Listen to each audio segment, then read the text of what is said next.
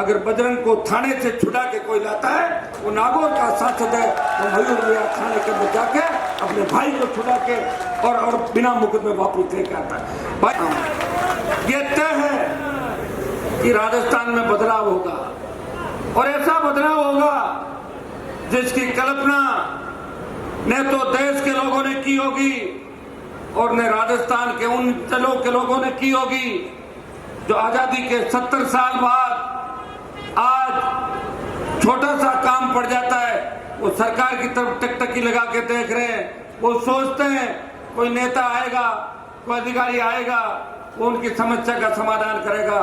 भाइयों, राष्ट्रीय लोकतांत्रिक पार्टी का गठन जिन मुद्दों को लेके हुआ, कल मुझे मीडिया वाले पूछ रहे थे कि पहले कौन कौन सी पार्टियां बनी। मैंने कहा राजस्थान के अंदर तो एक ही पार्टी किसान के बेटों ने बनाई है, उसका नाम राष्ट्रीय लोकतांत्रिक पार्टी है, तो लगातार 18 से 23 तक पहुंची। 29 अक्टूबर 23 को इस पार्टी को बने 5 साल हो जाएंगे। 5 साल का जो सफर है वो आपके सहयोग आशीर्वाद से 5 प्रधान, 3 विधायक, 1 सांसद और राजस्थान में अगर किसी दल को मान्यता मिली, अगर राजस्थान के अंदर 70 साल में वो दल जिसको तैयार करने वाले, जिसको खड़ा करने वाले खून पसीने से इस पौधे को सींच के वृक्ष बनाने वाले आप हो, अगर किसान और जवान का कोई दल है वो राष्ट्रीय लोकतांत्रिक पार्टी है, जो देश की सबसे नई पार्टी है।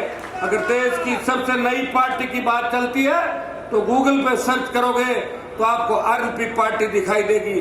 और भाइयों, आरएलपी का यह भी इतिहास है कि देश की सबसे बड़ी नई पार्टी का सांसद लोकसभा के अंदर जाता है और जब देश के किसान को तकलीफ के अंदर देखता है, पंजाब से किसानों का आंदोलन चलता है, हरियाणा के किसान के बेटे उन भाइयों की मदद करते हैं, उत्तर प्रदेश का किसान जब सड़क पे आता है, दिल्ली का किसान सड़क पे आता है, तब ये आवाज आती है कि काश कोई राजस्थान से आए, उस NH8 को जाम करे।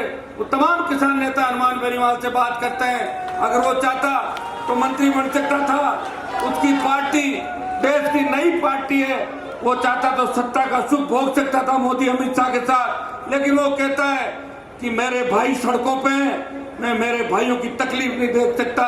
मोदी की सत्ता छोड़ के सड़क पे अगर 70 दिन कोई संघर्ष करता है, वो नागौर का सांसद है जिसने राजस्थान का मान और सम्मान पूरे देश के अंदर बढ़ाया। भाइयों, अग्निपथ, मेरे पे लोग ये भी आरोप लगाते हैं कि हनुमान जी के साथ तो नौजवान है, सिर्फ युवा लड़कों की फौज है, युवा ही परिवर्तन करते हैं। हर क्रांति के नायक नौजवान थे, तात्या टोपे, मंगल पांडे से लेके भगत सिंह तक जो क्रांति के हीरो थे वो नौजवान थे। उनकी उम्र बहुत कम थी। नौजवानों ने जब जब चाहा देश के अंदर परिवर्तन किया, नौजवानों ने जब जब चाहा प्रदेशों में परिवर्तन किए। आसाम के अंदर एक बार नौजवानों ने बहुत बड़ा आंदोलन किया और मुख्यमंत्री से लगा के सारे मंत्री और विधायक उस पार्टी के बने। नौजवानों की एक पार्टी आसाम के अंदर बनी थी। भाइयों, मैं विश्वास दिलाता हूं कि आज आप उस मोड़ पे खड़े हो जहां सत्ता आपका इंतजार कर रही है। ये बहुत बड़ा राजस्थान है। डूंगरपुर के अंदर बैठे आदमी को पता नहीं कि गंगानगर में क्या हो रहा है। धौलपुर चंबल के बीड़ के अंदर बैठे उस किसान को पता नहीं कि जैसलमेर बाड़मेर के अंदर क्या हो रहा है। मैंने पूरे राजस्थान के अंदर संघर्ष प्रयास किया और पिछले 20-25 साल के अंदर रेतीले धोरों से लेके चंबल के बीड़, डूंगरपुर के आदिवासी अंचलों से लेके गंगानगर हनुमानगढ़ तक पानी की मांग करे किसानों के साथ हर आंदोलन मोर्चे पे खड़ा रहा। चाहे राजस्थान की विधानसभा के अंदर रहा, हमेशा किसान जवान के लिए। मुझे रोज आप देखते थे, एक व्यक्ति लड़ता था, वो वसुंधरा से लड़ रहा था, वो गहलोत से लड़ रहा था, वो किसान विरोधी सामंती ताकतों से लड़ रहा था, वो अपराधियों से लड़ रहा था। सत्ता को ठोकर मार के, मंत्री पद को ठोकर मार के, संतरी बन के अगर 20 साल किसी ने सेवा की, वो नागौर के शासन ने सेवा की। और दिल्ली जाने के बाद जब किसान की बात आई और सेना को ठेके पे दिया, तब देश का एकमात्र सांसद जिसके मन में पीड़ा थी, मैं उस कौम से आता हूं जिस कौम का इतिहास बहुत बड़ा है, जिस कौम ने इतिहास लिखा, जिस कौम के इतिहास जिस कौम के संघर्षों से अटा पड़ा है, अफगानिस्तान से लेके गंगा के तट तक जिस कौम का बोलबाला था, अगर हमारे भाइयों को आप सेना में जाने से रोकोगे, मोदी जी मैं इसका विरोध करूंगा। लोकसभा के अंदर सेना को ठेके का अगर विरोध किसी ने किया तो झंडे के साथ राष्ट्रीय लोकतांत्रिक पार्टी के सांसद ने किया। और जोधपुर में 2 लाख जवानों की रैली करके ये संदेश दिया, प्रधानमंत्री जी पहले भी 3 कृषि बिल आपने वापिस लिए थे, वापिस आपको अग्निपथ लेना होगा।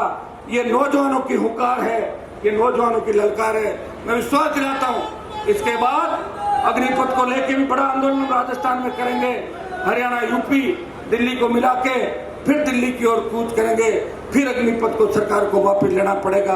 अभी दिल्ली का पहलवान, दिल्ली की हमारी किसान की बेटियां जब जंतर मंतर के अंदर बैठी अपने लिए न्याय की गुहार लगा रही थी, उत्तर प्रदेश के बाहुबली सांसद जो भारतीय जनता पार्टी को कितना डोनेट करते होंगे, मुझे लगता है कि बहुत बड़ा व्यक्ति होगा, ये पूरी बीजेपी झुक गई उसके सामने।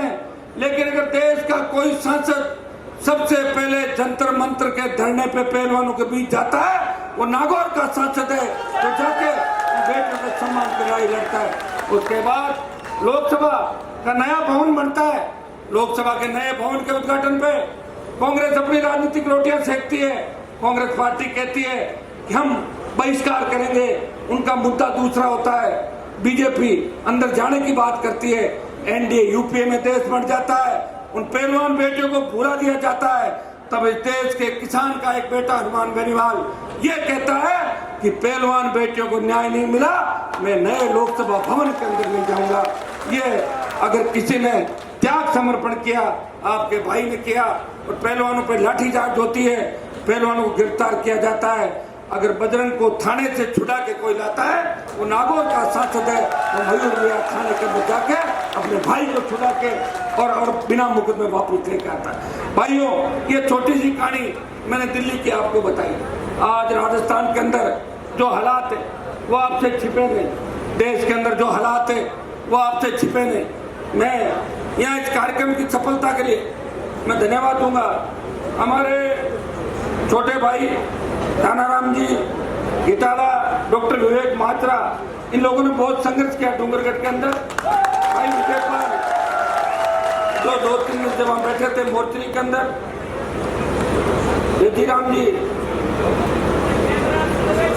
सिद्धिराम जी गोदारा, तुलसीराम जी गोदारा।